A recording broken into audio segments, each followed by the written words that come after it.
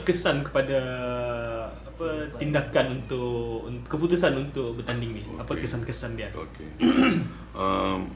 Selepas saja semalam, kira jam 12.30 pagi semalam, saya membuat pengumuman rasmi melalui Facebook saya bahawa saya akan bertanding sebagai calon bebas di pilihan raya kecil P067 Kuala Kangsar.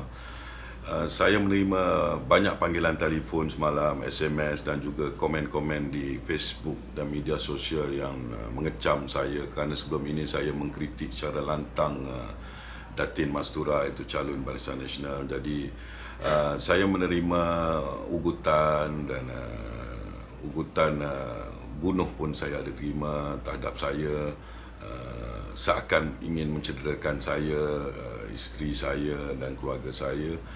Tetapi saya menganggap ini adalah satu dugaan dan cabaran untuk menjadi seorang ahli politik. Jadi saya telah menghubungi beberapa anggota polis untuk mendapatkan pendapat mereka, termasuklah dengan Ketua Polis Negara Tan Sri Khalid. Saya menghubungi beliau melalui WhatsApp dan beliau menyatakan saya boleh membuat laporan polis terhadap ugutan-ugutan tersebut. Jadi saya rasa apabila saya menerima ugutan dan kecaman yang terlalu hebat terhadap diri saya rasakan bahawa sebenarnya mereka merasakan bahawa niat saya untuk bertanding ini di PRK Kuala Kangsar adalah ancaman, terutama ancaman kepada Barisan Nasional yang boleh menggugat kemenangan Barisan Nasional di sana. Jadi disebabkan itu saya rasa ada beberapa individu yang tidak berpuas hati dan cuba untuk menakut-nakutkan saya, dan saya hanya berdoa kepada Allah SWT supaya melindungi saya dan keluarga saya, kerana niat saya hanya untuk mahu memperbetulkan keputusan yang dibuat oleh pucuk pimpinan parti UMNO Barisan Nasional khususnya.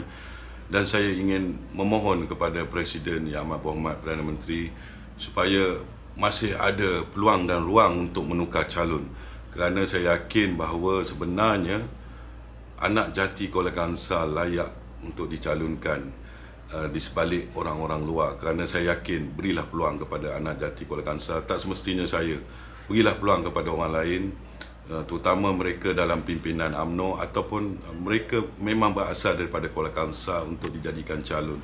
Jadi peluang dan masa masih ada untuk UMNO Barisan Nasional untuk menukar calon, kerana bagi saya walaupun tempoh kali ini cuma kurang daripada 2 tahun untuk sebagai seorang YB memikul tanggungjawab, tetapi saya rasa ianya amat kritikal untuk memberi penghormatan kepada warga Kuala Kangsar, khususnya pemimpin-pemimpin di Kuala Kangsar, pemimpin-pemimpin UMNO ataupun Barisan Nasional di Kuala Kangsar untuk dijadikan calon.